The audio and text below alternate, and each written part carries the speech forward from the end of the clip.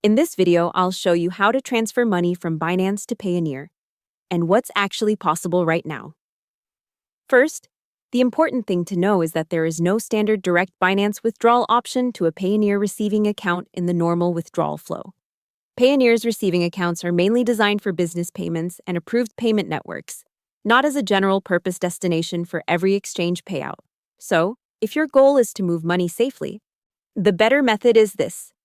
On Binance, sell your crypto for fiat, then use Binance's supported withdrawal options, such as a bank withdrawal where available in your region.